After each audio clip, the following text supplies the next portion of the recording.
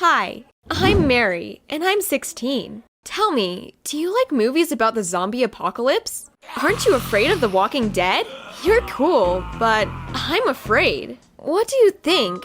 Can this really happen? And would we have to run and hide from the crowd of zombies? Write in the comments below. Meanwhile, I'll tell you my story about what I found at home and how it all ended. It started after my parents and I moved to another city and settled in a new house. It was an ordinary 2-story townhouse with a green lawn and a backyard barbecue. I'm sure many of you have the exact same ones. But one day, when my parents weren't home, I found something secret in our house. I was going down the stairs to the first floor when one of the steps creaked strangely. Why did this particular step make sound? Of course, another time I would have just walked past. But at that moment, I was bored and decided to explore the strange step.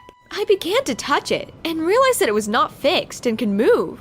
There was an inconspicuous handle on the side. I pulled it, and part of the stairs opened like a door. Wow! Under the stairs was a small room, hidden from prying eyes. I groped for the light switch. What I saw scared me at first. There were some creepy tools underneath. Pictures were hung on the wall, like from an anatomy textbook. And there was a suit in the corner. It was covered in spikes and chains. What was it? And what was it all for? When the fear gradually passed, I crawled into the lodge under the stairway and began to examine everything carefully. Up close, it didn't seem so scary anymore. The secret place was more like a zombie-themed fan's den. There were a lot of Walking Dead comics in the boxes, and I just loved the comics. So I got stuck in reading them until the evening when my parents came back. Since then, this became my personal space. I was hiding there from the world, enjoying the solitude in the comics. At one point, I even wished that a zombie apocalypse had actually happened, even though I didn't believe it. There was everything necessary for survival. A pile of canned food and pasta, a can of gasoline, and a brochure about the pharmaceutical company Allerbam, which was located nearby. But the more time I spent in the room under the stairs, the more I wondered who had built it. Who collected all these things here? I imagined a crazy man with shaggy hair and wild eyes. I laughed at how vividly I imagined the former owner of this lodge. But I was still curious, and I decided to find him. I got information from my parents about the previous residents of this house, and found out that they had a son, a guy my age named Theodore. Most likely, this was his secret hideout. I searched the internet and dug up the address of the house where Theodore's parents moved. It was in our city, but in another district. I found their house pretty quickly. It was almost the same as ours. I looked over the fence and saw a guy in the backyard. He was sitting on the lawn, reading a book. I called out to him and asked, "Hey, isn't your name Theodore by any chance?" The guy looked at me in surprise and went to the fence. "Yes, it's me, and who are you?" The guy was pretty good looking, with sad, intelligent eyes. He didn't look like the crazy zombie fan I'd imagined. I told Theodore that my name was Mary, and I lived in their old house. I just wanted to meet the former residents. The guy smiled and said it was very good of me. He introduced me to his parents, who were very nice people. We drank tea together and chatted, but I didn't say anything about the secret room under the stairs, just in case. From that time on, we began to schmooze with Theodore in a friendly manner. He was very smart and well-read. It was very interesting to talk to him. Moreover, we had much in common. For example, we loved comics and could spend hours discussing the adventures of superheroes. Once, during such a conversation, I asked, "Theo, aren't the zombie comics in the room under the stairs yours?" He thought to himself for a moment and said he didn't remember. It was strange to me. After all, I was sure it was Theodore who had set up the secret lodge. So one day, when my parents were not home, I invited him to visit me. I told him there was a surprise waiting for him and opened the door to the room underneath. Theo was so surprised, as if seeing the room for the first time. I turned on the light. When Theodore had examined everything that was there, he said, "Wow, this is so cool." He took a look at everything. I still didn't understand why the guy didn't remember anything. Maybe he didn't set up this den after all. But my doubts quickly disappeared when Theo suddenly said, "I think I remember. These are my comics. I haven't read them for such a long time." So we started reading zombie stories together. It was so great that we didn't notice when my parents came home.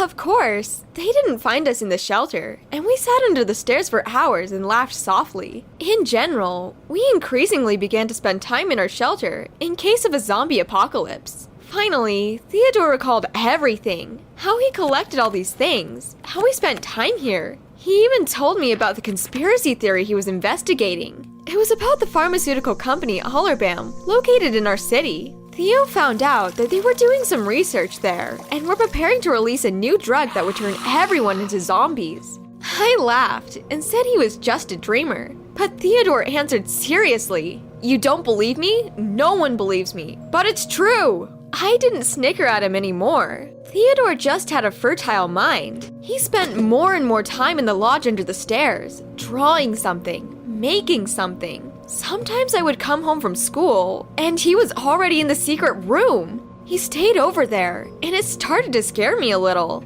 Theo became nervous and restless, and I decided to stop it and not bring him here again. But before I could, Theodore disappeared. I just looked under the stairs one day, and he wasn't there. Along with him, some of the items disappeared. I was uneasy about it. Not that I felt sorry for the missing junk, but why would Theodore want it? And I felt that something bad might happen, so I rather ran to the guy's house. Theo's mom opened the door and said he wasn't home. And for a long time, she was very concerned herself. But after I told her about the secret room and what Theodore and I had been doing lately, she was horrified. "What have you done?" His mother screamed. She started running around the house and making phone calls. "What's going on?" I asked, surprised. And then the woman told me a terrible story about her son. It turned out that when they lived in that house, he found a storage room under the stairs and made it a den for himself there. The parents didn't mind. Theo always loved comics, and especially zombie themes, so we made a fan club there.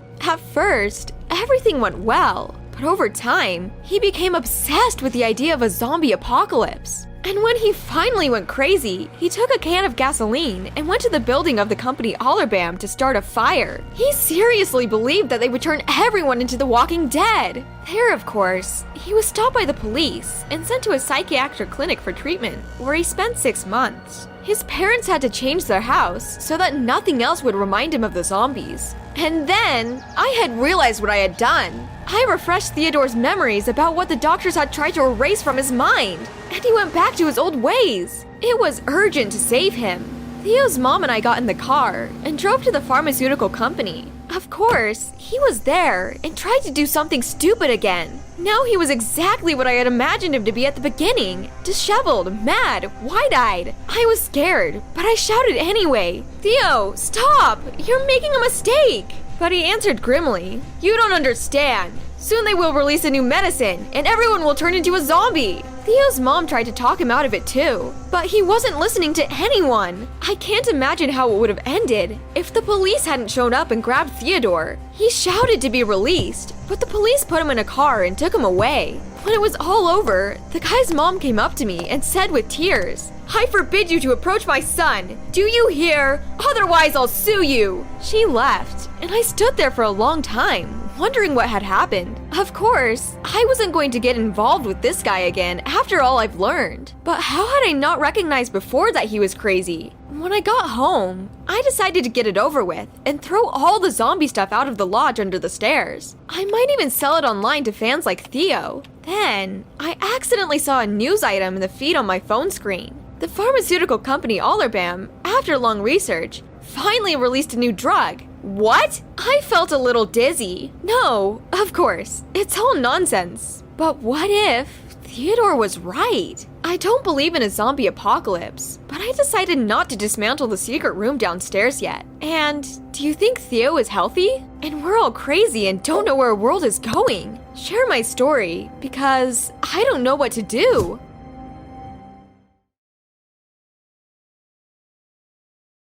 Hi, my name is Elliot. I'm 14 years old. Tell me, do your parents love each other? Well, of course they do. That's how it's supposed to be in a normal family. They are kind and care for each other. But what if none of it is real? What if they're just pretending? How is that possible, you might ask? subscribe to the channel and watch my story. I'm going to tell you a secret I've learned about my parents. I had been studying at a boarding school outside of my hometown for several years at that time already. I spent almost a whole year without my parents and only came home for summer. I know what you're thinking. How great it must have been to suddenly not be controlled by your mom and dad. Complete freedom. You can do whatever you want and never get grounded. However, you are wrong. You only feel like that for the first month, and then you start getting homesick and dream of being near your mom and dad again. I was really looking forward to finally seeing my parents, and so I came home for the holidays. My parents were so happy to see me.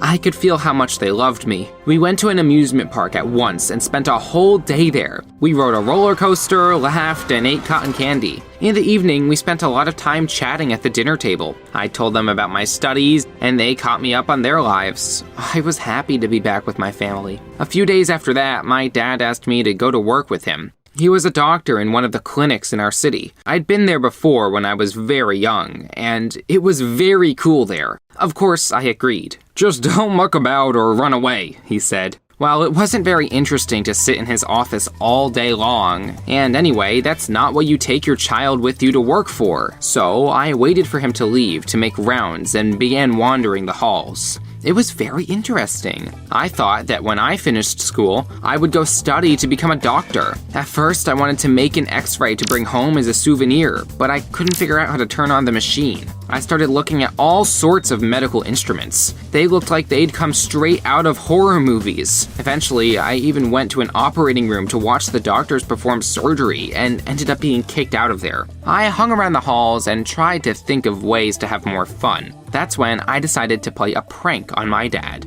To do that, I snuck into a patient ward and hid under a bed of a pretty girl. She didn't even notice me because she was busy on her phone. I waited for my dad to show up.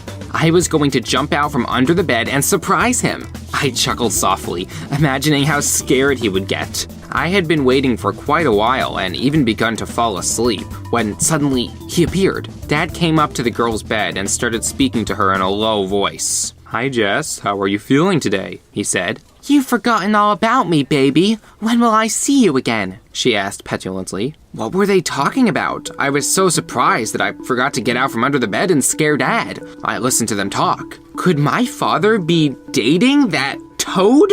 Were they talking about going on a new date? I couldn't believe it. Dad was cheating. But what about my mother? She didn't know anything. I was so shaken up that I sat under the bed for an hour after my dad had left. I couldn't believe that it was real and decided to follow him. At the time they'd agreed on, I went out onto the courtyard of the clinic and hid in the bushes. My dad was sitting on a bench. A few minutes later, Jess came. She sat down next to him and my father took her hands into his. I watched them talk in soft voices and smile at each other, and in the end, he kissed her.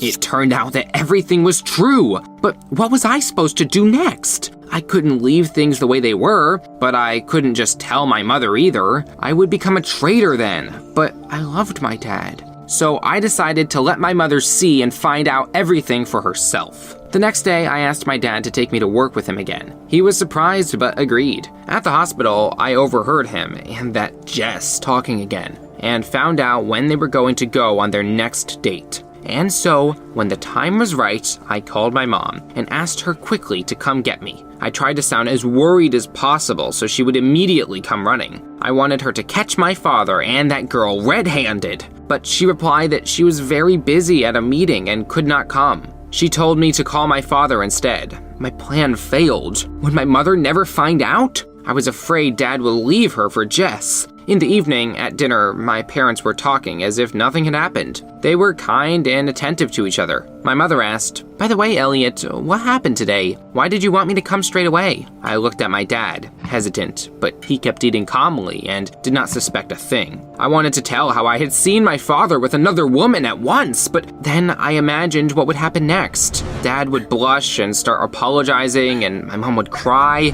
It would be a nightmare. I couldn't let that happen, so I came up with some dumb explanation. My mom laughed, and I kept wondering how I was going to tell her the truth. The next day, I stayed home. I couldn't bear to see Dad deceive Mom any longer. My parents went to work, and I sat and tried to think of a way to save my family. The more I thought about it, the more I realized that there was nothing left for me to do but gather my courage and tell Mom everything, no matter how hard it would be for her. She needed to hear the truth. I made up my mind. I found my mom's office address on the internet and went to see her. I didn't know what would happen after she found out the truth, whether she would break up with Dad or forgive him. And if they broke up, with whom would I be staying?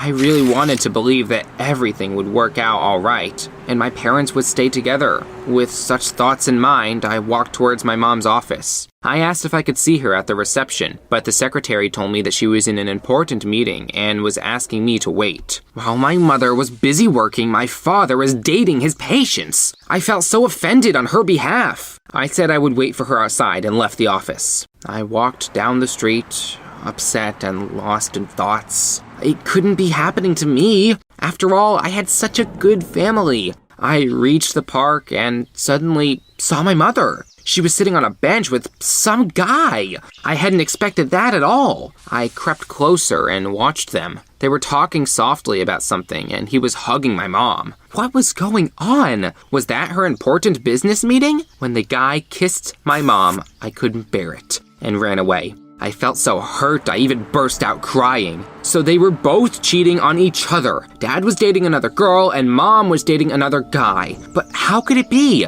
Parents weren't supposed to do things like that. I felt wronged by both of them. In the evening, at dinner, I couldn't eat anything. I just didn't have any appetite. I wanted to scream at them. My parents kept chatting merrily. It was like nothing had happened. "Why are you so upset?" my dad asked. "I should have taken you with me to work. You should have seen what happened today." I thought that I knew exactly what happened. My father had a date with that nasty Jess again. "They told me you came to my office today," my mother said. "What did you need?" I couldn't say anything. I just said I wasn't feeling well and went to my room. I felt horrible. I learned a secret my parents were keeping from both me and each other. But was it really normal for them? Were they satisfied with everything? Where was the family we used to be? With such thoughts, I fell asleep. An hour later, I was woken up by my parents talking. It was already night, but they were discussing something in the living room. I sneaked out of my bedroom to find out what they were talking about. My mom and dad weren't arguing. They were talking softly but nervously. "When will it all end? I can't live with you anymore," my mother was saying. "We have to be patient for Elliot's sake. We will break up once he's grown up and can understand everything," my dad replied. I listened to them and tears ran down my face. It turned out that my parents hadn't liked each other for a long time already. They didn't want to be together. It happens, but they stayed together so I could have a real family. Well, one that at least looked real. But I didn't want that. I didn't want my parents to put up with each other for me. What do you think I should do? Please press like because I still want my parents to be together.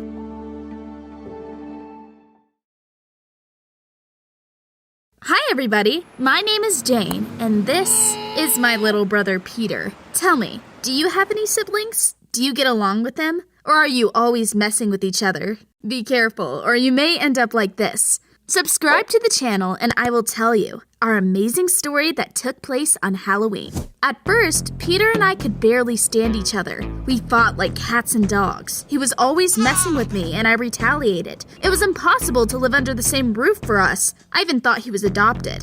Well, it's just that I couldn't fathom how such a disgusting child could be my brother in the first place. He infuriated me. Every day we would complain about each other to our mother. Of course, she was tired of our constant quarrels and fights. She kept grounding and trying to reconcile us, but it was completely useless and we kept fighting. It went on like that until Halloween. Oh yes, I love that holiday. Do you? All those dark decorations, orange colors, and the sinister laughter. I always put on some unusual costume and hung out with my friends at parties. I hoped it would be the same that year. We were helping our mom decorate the house. We hung pumpkin lanterns everywhere, put skeletons on the lawn, and bats on the trees. Peter was constantly getting in my way, so I tripped him up. He fell right on top of the plastic skeletons and knocked them down. It was so funny that I burst out laughing. My brother got up and started pounding me with his little fists. I went crying to my mom and she said, "When will you finally stop fighting? If you don't, I won't help you with the costumes anymore."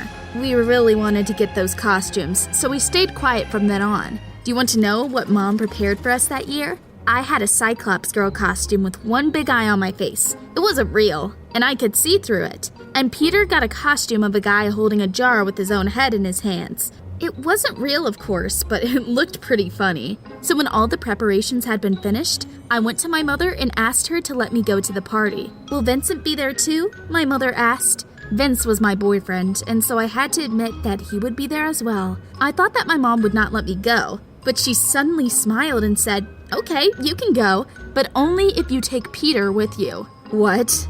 I was surprised. Why would I bring him there? He would only get in the way. Peter protested as well. He wanted to go trick-or-treating and not to some adult party. But our mother was adamant. It was either I took my brother with me or we would both be staying home.